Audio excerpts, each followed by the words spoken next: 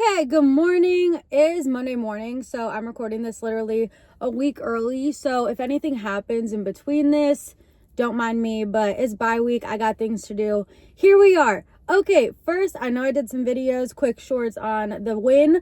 We're about to talk about it again because Jets win. So very exciting times up in here. Let me just say this. Okay, I have many things to say, but I'll keep it quick. That was like a winning football team win. Like when you watch that, this is the situation. There's some games like I feel like that was like definitely that was like a Sunday night game, Monday night game. Like the whole country's watching, captivated, and the things that were happening, the plays that were being made, that was like that happens to winning football teams.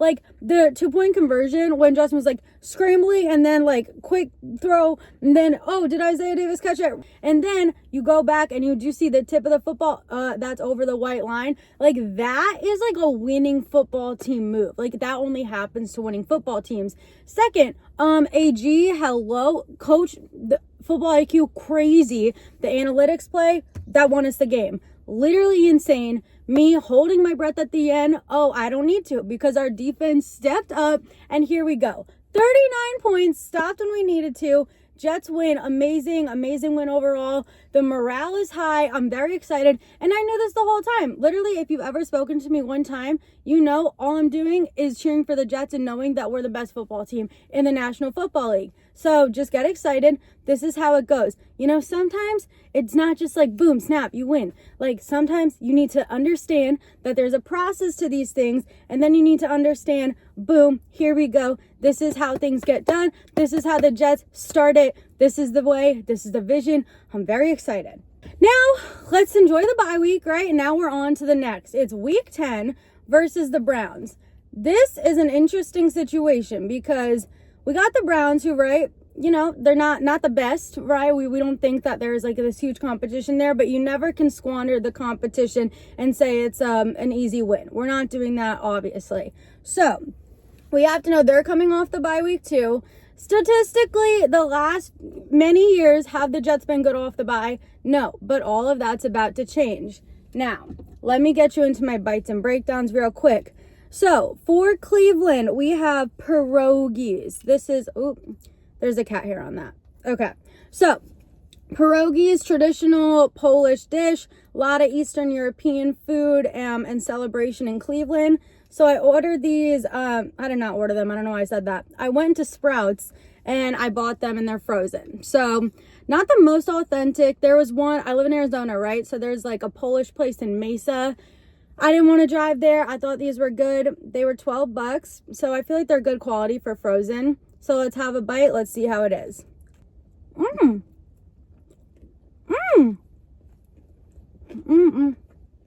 I'm a very slow eater, so I won't take another bite, but that's actually amazing. I'm sure you all know this, but pierogis, this is a traditional one with potato and cheese in it. And then they also had another one that was sweet potato and caramelized onion, which now I'm like, I feel like I should go back and get them. Also, fun fact, if you care about protein, just 3 of these, 10 grams of protein. So that's your fun fact. That's your Cleveland little bites portion. Let's break down. Also, cute pink plate. All right, let's break down this game real quick and then we'll get out of here. So let's go over first. The Browns have had an interesting 2 past games, right? Because they knocked out the Miami Dolphins like crazy and then they played the Patriots and that did not look good at all. So let's see how we stack up. Hold please. This sun right now. All right, so let's talk Cleveland offense real quick. You got Dylan Gabriel in at quarterback. I think Stefanski said for sure he's playing against us. Their past 3 games, they've averaged 3.7 yards per play. Dead last in the league, not good. So that gives me promise. And obviously we know Cleveland's defense, no joke. Myles Garrett literally had 5 sacks last game against the Patriots, but they still lost. So there's what you got to understand. But here's the thing also, they're ranked 2nd in the league with yards allowed per game. But in their last 3 games, they've jumped to 325 yards allowed per game. So their average is like 277 about, but their last 3, they have been allowing more. So I feel like that's comforting for us. Yeah, so New England actually did run the ball pretty well against the Browns, so I feel like that's something to keep an eye on, obviously. Again, I don't think Brees is getting traded. I really hope he's not. I'm like, Brees, please stay here forever. So that I feel like we can definitely capitalize on. I think that if we give him as many touches as we did last game, that's the key. And also Garrett Wilson's going to be back in there. And we have 500 yards of offense without Garrett Wilson. So I'm really not worried about this. One thing I've noticed also, though, through watching, I didn't watch like all their games, but you know, from what I've seen highlights, and I did watch the last Miami game and the last game against the Patriots, the receivers don't always do enough to help Gabriel out. So sometimes I feel like it really is on Gabriel, but then other times you're like, oh, I feel like there could have been, you know, coming back to the ball a little bit. So definitely their offense is not something that I'm too worried about, but some of it's solid. I will say, who's their tight end? Fannin, I think. He's been good. It seems like he's kind of like the old reliable that like Gabriel feels the most comfortable going to. So I feel like if we can just watch out for that. Judkins, I will say, their run game was totally mismatched in these two games, which makes sense because against Miami, the Browns had 3 rushing touchdowns, all by Judkins, and they had 0 passing touchdowns, which makes sense because Miami is pretty bad defending the run.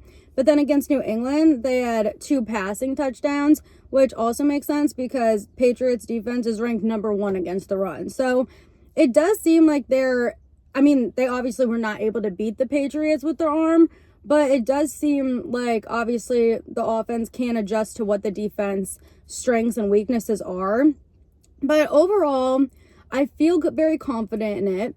I feel like we just got off this amazing win. It feels like the turning point. Like, again, it doesn't feel like this, oh, like Jets like had this one crazy win. No. We came back, like, past that 8-point test. We killed it in the fourth quarter, and it wasn't meaningless. Like, we just, like, we're like, okay, we're down. Here's what we do. We go back up, and then boom. When the defense needed to, they stepped up amazingly. So I feel like if we can capitalize on knowing that we can stop it when we need to, I feel like the defense is going to be on another level, just improving day by day. We've already seen AG's coaching decisions. It was just amazing. I'm so excited about this whole coaching staff. It's been great. The offensive play too, the offensive calls, Tanner Engstrand, killing it the whole game. It was just so beautiful to see. And again, it wasn't this like random win. So with all of that being said, we're going up after our bye. It's after the Browns bye. And I feel like a pretty good matchup for this team, right? Again, we're coming off, I think Brees getting that many touches is imperative, and I think it's going to stay. I think that, you know, we're comfortable throwing. We've kind of seen what it looks like when we let loose and just throw down and move the ball. Justin Fields, oh my gosh, like this dude's nuts. So it's so good. So I'm just excited for the whole thing. And yes, again, listen, Myles Garrett had 5 sacks, right? They still lost. I feel like that's important to know. Is Justin Fields going to get sacked? Maybe. I mean, listen, I love our O-line, but I mean, Myles Garrett's Myles Garrett. You can't like take that away. But I don't think it's going to be the game breaker. I don't think we're just going to keep getting knocked. I think, yeah, you're probably going to get knocked a couple times, but then get right back up and just keep going down. Because eventually also, if we keep the Browns offense off the field, that just leaves us on the field. And eventually, if the Browns defense is on the field way more, they're gonna get tired and they're not gonna be playing like as good as if we're giving them an even matchup and they're getting rest. So I think that's kind of the key. Long sustained drives, moving it down the field, pushing it down. You can run it down their throats, you know, a little bit, but we've also seen when that run game gets going, boom, you know the passing game's opening up. And I just think it's going to be too hard to defend even for these Cleveland Browns. That's the situation. I think we're winning this game. I do think this is a turnover battle, like 100%. Dillon Gabriel can give this ball away, and I feel like this is the perfect opportunity. I'm pretty sure Sauce is going to be back out of the bye and concussion protocol, so this is Sauce's time. Get that pick. I want Malachi Moore get a pick. Like, I don't know, just so everyone get a pick. That's the idea. Obviously, that's a little intense. That's not going to happen. But Dillon Gabriel can give this ball away. You have to take it away. However, the Cleveland Browns defense, they can easily take that ball away from us. They're very good at creating turnovers. And we've seen it happen time after time again. That doesn't mean that they're winning. You know, they have not won games and it hasn't mattered as much for them. But that's something I feel like when we start improving on that, which I know we will, that's going to be the key. So I'm very excited to see that. I'm very excited to see some balls coming our way, for us turning it, getting good field position, flipping it. Maybe we get a pick 6 in there. Oh, that would be my dream. So that's kind of it. I mean, I'm excited. I'm so excited. Like, you don't even understand. I mean, I know you understand, but man, these Jets, this is the New York Jets. This is New York Jets football. I never wavered. Obviously, my last video, I was a little sad because it was 0-7, but I was never down. I was just like, it's hard. Like, you can't, I'm not trying to like lie to people's faces. Like, I'm not trying to be like, it's still great. Obviously, I knew it was going to be great, and I knew this excited energy was coming. And I'm very excited too. These pierogis are phenomenal, literally phenomenal. So I'm going to finish eating these. I might honestly make 3 more because they're delicious. So that's it. That's the Jets matchup. That's the Cleveland Browns versus the New York Jets. We're at MetLife at home. I'm telling you, this is the turning point. Do not waver. We've always been this good. I knew we were this good. Just wait. I'm so excited. Also, this is very exciting. I'll put this in there. So obviously this season we started 0-7, not great. Next year we're going to have a meme and it's going to say how it started, 0-7. Next season it's going to be 7-0, how it's going. That's the situation. That's the take. Go Jets, Jets, Jets, Jets, Jets. I'm going to eat my pierogis. Okay.